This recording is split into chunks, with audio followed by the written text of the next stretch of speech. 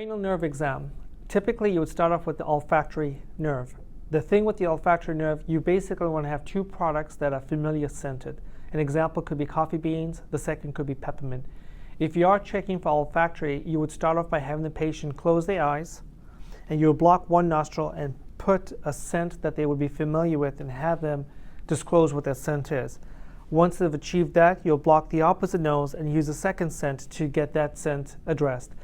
Now, I typically would just omit the olfactory nerve and go from cranial nerve number 2 all the way through cranial number 12. If you do that method, then in your report writing, do state that the only nerves you examined were 2 to 12. So the way we start off here, I start off with the acoustic. I want you to close your eyes for me. And you basically want to rub your fingers in front of the ears and ask them if they can hear that. Can you hear that? Yes. How about that? Yes. All right.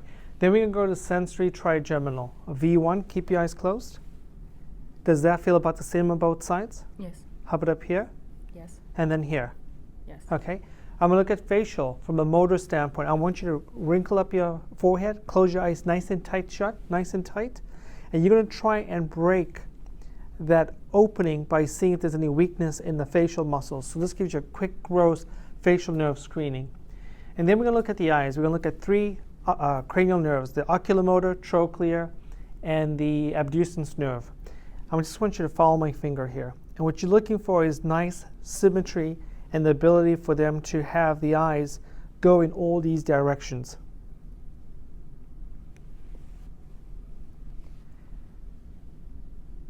Okay. Then I'm going to look inside the mouth, and we're going to do the glossopharyngeal and the vagus by having them open wide for me and say ah for me. Keep on going. And what you're basically looking for is to see that the soft palate does lift and the uvula is nice and centered. And to check for the hypoglossal nerve, have them just protrude the tongue forward. Open wide again, stick your tongue out at me, and back in again.